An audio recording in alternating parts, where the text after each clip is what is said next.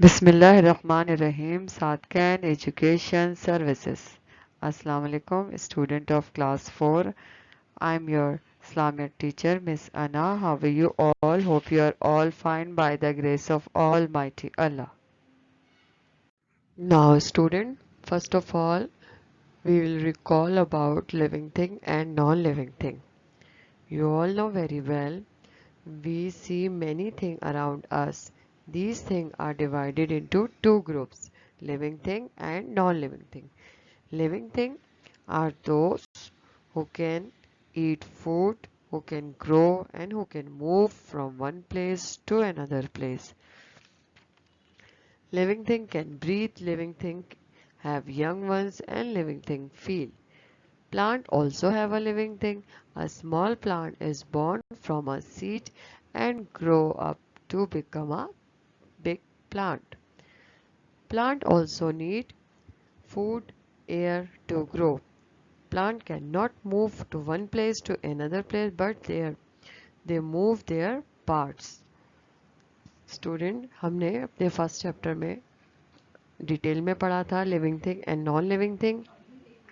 First of all हम discuss कर रहे हैं कि यहाँ पे लिविंग थिंग क्या होते हैं. लिविंग थिंग वो होते हैं जो सांस लेते हैं, फील करते हैं और ग्रो करते हैं. ठीक है. और नॉन लिविंग थिंग कौन होते हैं? Non living thing can not eat, breathe or feel. They cannot move or grow. Also, they cannot have babies. Non-living things are divided also into a two group, natural things and man-made things. Natural things are found in nature.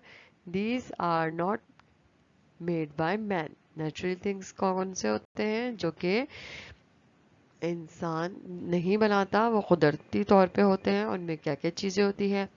उनमें आते हैं mountains, cloud, stars, moon, water and stones. They are naturally made non living thing. Man-made things are not found in nature. These are made by man. इसमें कौन कौन सी चीज़ें आती हैं? इसमें भी नॉन लिविंग थिंग में आपके सामने बनी हुई है. बेयर टॉयज जो होते हैं, fan, glass, pot, this is a non living thing. Non-living thing you can find at your home and your class.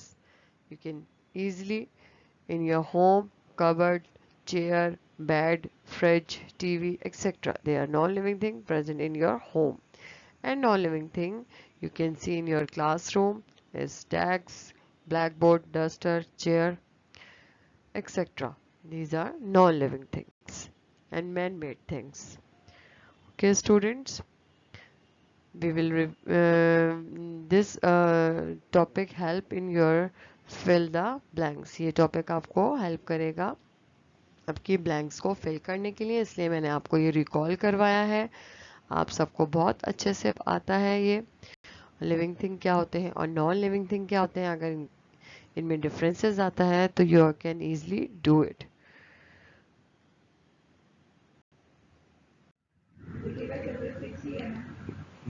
Class 4 के प्यारे बच्चों, आज हम आपको ताइफ का सफ़र पढ़ाएंगे और उससे रिलेटेड सवाल जवाब करेंगे. तो आइए शुरू करते हैं. प्यारे बच्चों, इस्लामियत की किताब का सफ़र नंबर 44, ताइफ का सफ़र. ताइफ का सफ़र की बुलंद ख्वानी करने से पहले मैं आपको ताइफ के सफ़र से रिलेटेड कुछ मालूमात देती चलूं. हुजूर अकरम सल्लल्लाहु अलैहि वसल्लम को नबूवत हासिल करने के बाद तकरीबन 9 साल तक मक्का मुकर्रमा में रहे और मक्का मुकर्रमा में इस्लाम की तबलीग करते रहे. मक्का मुकर्रमा में चंद लोग इस्लाम कबूल कर लिए, चंद लोगों ने इस्लाम कबूल कर लिया और चंद लोग ऐसे थे जिन्होंने इस्लाम कबूल नहीं किया था, लेकिन फिर भी वो आप सल्लल्लाहु अलैहि वसल्लम के साथ थे और उनकी मदद करते थे. इन नेक बंदों में आपके चचा हजरत अबू तालिब भी शामिल थे, जिन्होंने इस्लाम कबूल नहीं किया था, फिर भी वो आप सल्लल्लाहु अलैहि वसल्लम का साथ देते थे और उनकी मदद करते थे.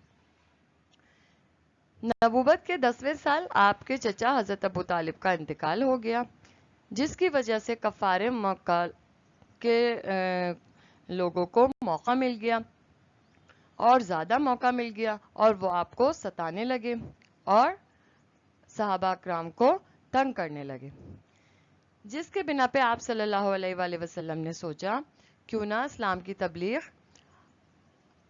باقی شہروں میں پھیلائی جائے تاکہ یہ سلسلہ کم ہو سکے۔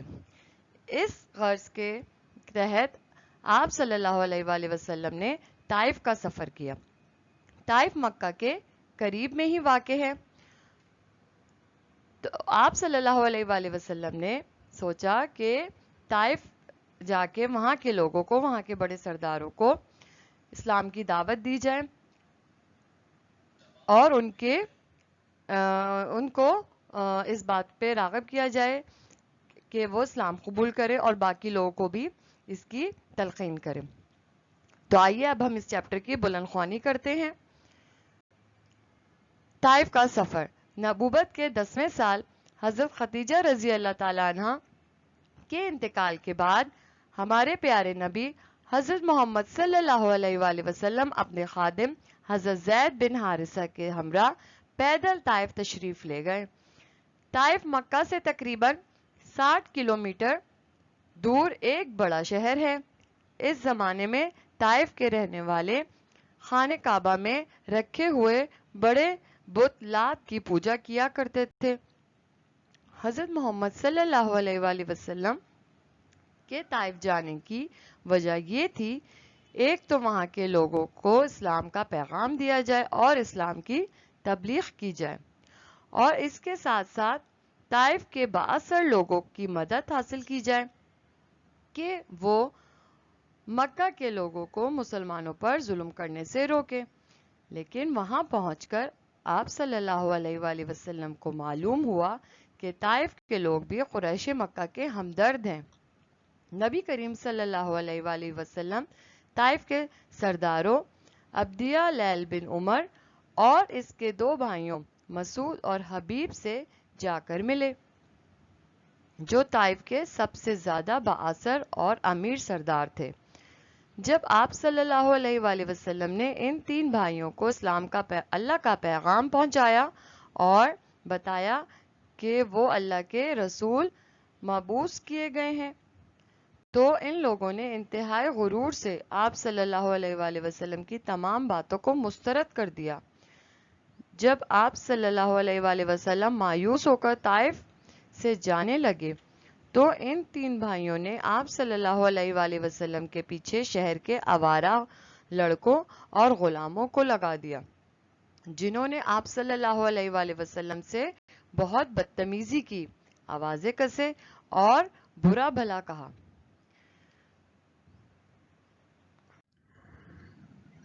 جی تو پیارے بچوں، اس میں ان پیرا میں آپ کو یہ بتایا جا رہا ہے کہ نبوت کے 10ویں سال آپ کی زوجہ حضرت خدیجہ رضی اللہ تعالیٰ عنہ انتقال کر گئی تھی، تو آپ پیارے نبی صلی اللہ علیہ وآلہ وسلم نے طائف جانے کا ارادہ کیا۔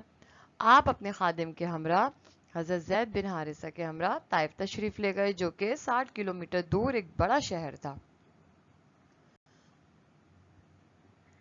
وہاں پہ جانے کے بعد آپ نے وہاں کے بااثر لوگوں میں اسلام کی تبلیغ کرنا چاہی۔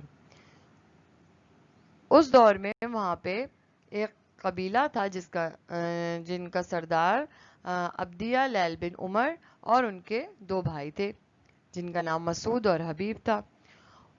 ان کے پاس گئے اور ان کے پاس جا کے انہوں نے اسلام کا پیغام دیا حضور اکرم صلی اللہ علیہ وآلہ وسلم نے، لیکن ان لوگوں نے اس کو مسترد کر دیا اور آپ مایوس ہو کر وہاں سے چل دیے۔ جب آپ وہاں سے جانے لگے تو انہوں نے آوارہ لڑکوں کو آپ صلی اللہ علیہ وآلہ وسلم کے پیچھے لگا دیا۔ انہوں نے آپ صلی اللہ علیہ وآلہ وسلم سے بدتمیزی کی اور برا بھلا کہا۔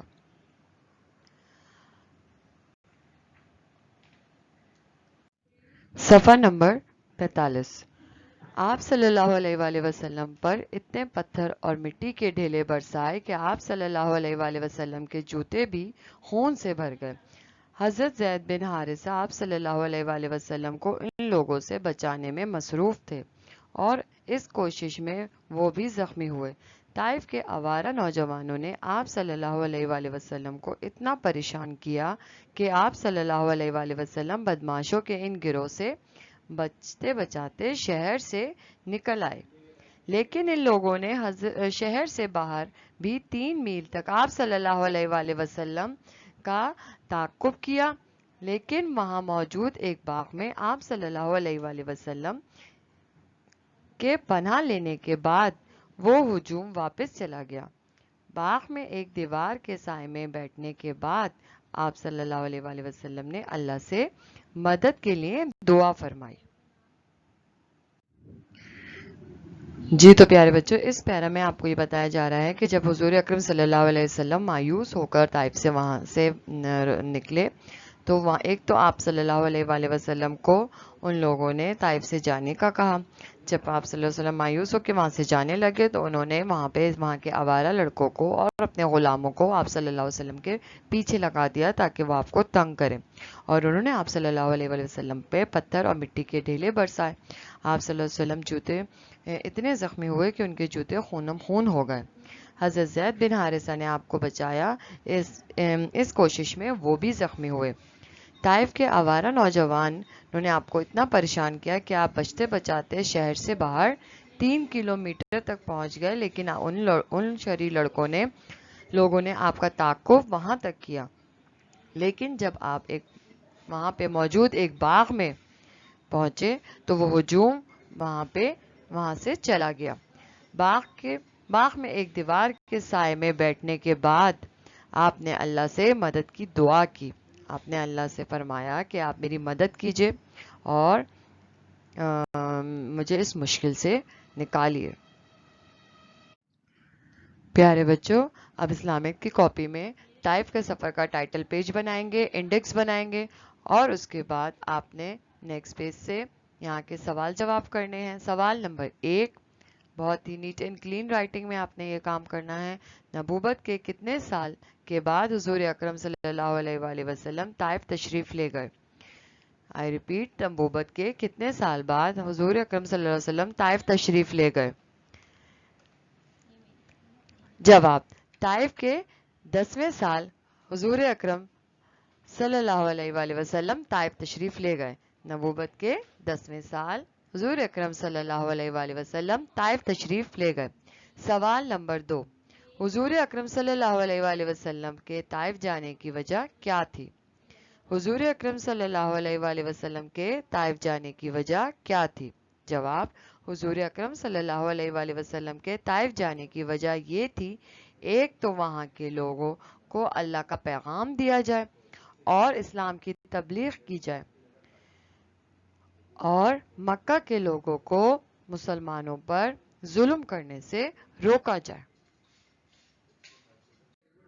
سوال نمبر 3، جب آپ صلی اللہ علیہ وآلہ وسلم طائف سے واپس جانے لگے تو ان لوگوں نے کیا کیا؟